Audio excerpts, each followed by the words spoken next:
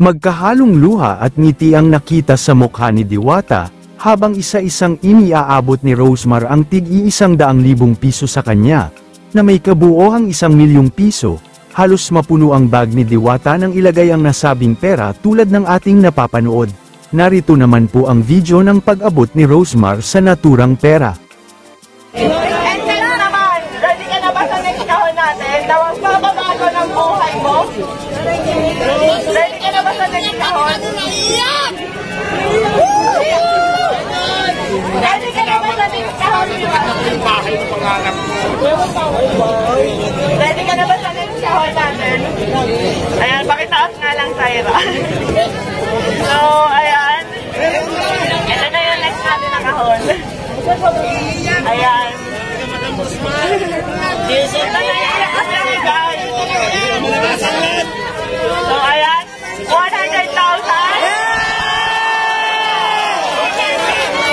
Ano masasabi mo, Diwata? 100,000.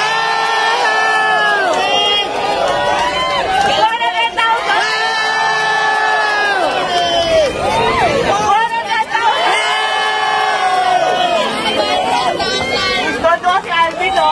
100,000.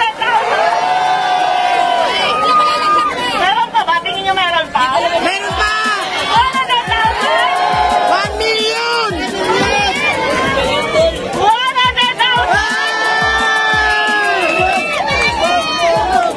1 million! 100,000.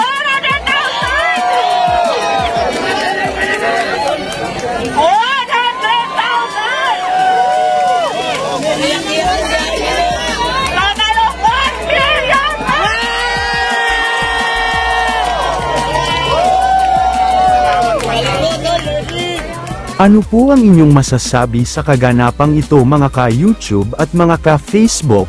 Comment po kayo. Kung nagustuhan nyo po ang videong ito, paki-like and share na lang po.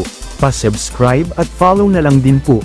Maraming salamat po sa panunood at suporta. All the glory belongs to our Lord Jesus Christ. God bless us all.